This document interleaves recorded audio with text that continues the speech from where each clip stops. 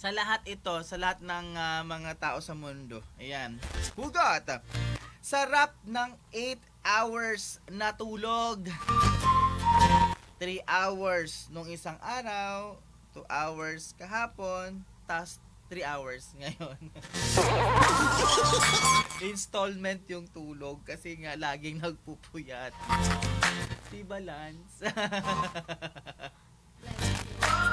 Oo, di ba? Tulog-tulog din. Lance, lagi puro gising-gising. Baka saan tayo mapunta niyan? Yung natitira nating dugo sa ating katawan is yung red blood cells natin, konti na lang. Oo, yung white blood natin, masyado nang madami. Signs of aging, Lance. Makinig ka. Signs of aging. Kung dati, tulog mantika. Ngayon, tulog manok na. Totoo, bakit kaya no, pag magkaedad tayo mga kabandera, pag bata pa tayo, as in ang hirap-hirap nating gisingin. Pero pag dating na tayo ng 25, hanggang mag-30, konting kaluskus lang nagigising tayo agad. Bakit? Anong meron? Hindi ko ito natanong sa teacher ko. Ito sa kasama ko, teacher din ito. Bakit kaya? Bilis yung adrenaline rush natin. Adrenaline rush daw. Sana all. May adrenaline rush. Motor skills siguro natin. So, kaya noon siguro. Or sadyang matanda ka lang talaga. Good morning! Sa trabaho, puro inuman ang topic. Pag sa inuman naman, puro trabaho naman ang topic. Diba? Diba? Lance, umiinom ka ba? Hindi, so wala kang alam. I-enjoy mo na lang. Okay. Focus daw sa work. Pero, ang laman ng isipan. Makinig. Una, break time. Pangalawa, uwian. Pangatlo, payday. Pang-apat, day off. Pang-lima, bakasyon. Pang-anim, promotion. Pang-pito, bonus. Pang-walo, salary increase. Pang-siyam, mag-resign. At pang-sampo, buhay ng katrabaho. Totoo, may katrabaho tayong ganito. Akala mo very concerned sa'yo. Hinihimasukan ka na pala. Hindi na pala siya joke. Wow. Ako lang ba? Ako lang ba yung bago matulog? Bibilangin ko muna kung ilang oras na lang ang itutulog. Diba? Tayong mga Pinoy, ganun talaga. Hindi na lang isipin na matulog na lang, hayaan na lang na magising. Bibilangin kung makatulog ba. For example, 11 at 12, 1, 2, ganun, gising ako ng 4. Diba ang gulo? Nung pagbilang-bilang mo, napagod ka, nakatulog ka hanggang alas 12 ng tanghali. Kasi di ka nag-alarm. Nakalimutan yung alarm. Oh, guilty ako doon.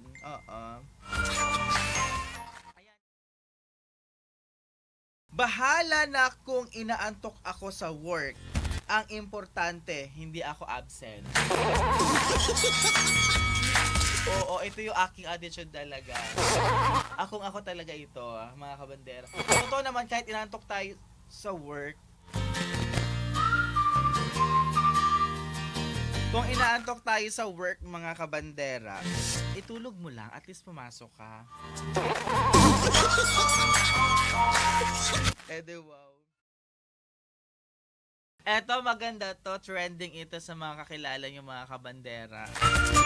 Yung kachismisan mo noon, chinichismis ka na ngayon. Wow. Totoo yan. May kilala ako na chismis siya ng chismis, blah blah blah. Yung tipong meron siyang sinasabi doon sa isang tao na yun. Pero kalaunan, a few moments later, sila na magkasama, nagchichismisan din sila sa bawat isa.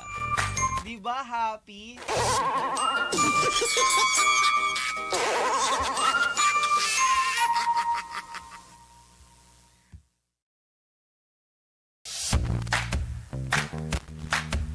Ayan, maganda ito.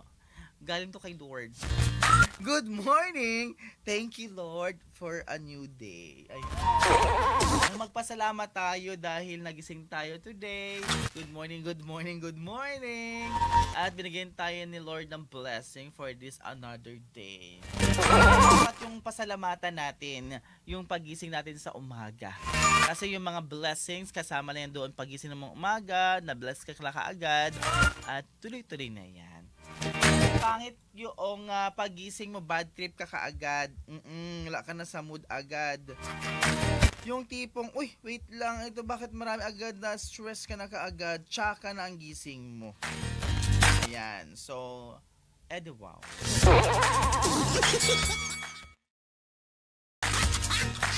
Eto, para to sa mga katrabaho mo. Oo. Ayan. Pagpasok pa lang ng trabaho, after time in, after and everything, ang gagawin niya, daldal muna bago trabaho. Wow. Totoo. May katrabaho tayong ganyan. Daldal muna siya. After that, hanggang sa malapit na mag-alas 12, mag-break na bago siya mag-work. Ilang oras na ang work niya? 30 minutes. Sabi, napagod ako. Biglang reklamo agad. Magreklamo yan. Pagod na pagod. Kasi nga, inubos mo lahat sa kakadaldal mo, yung energy mo. Napagod ka. Maganda to sa mga katrabaho din. Ayoko na. Magre-resign na ako.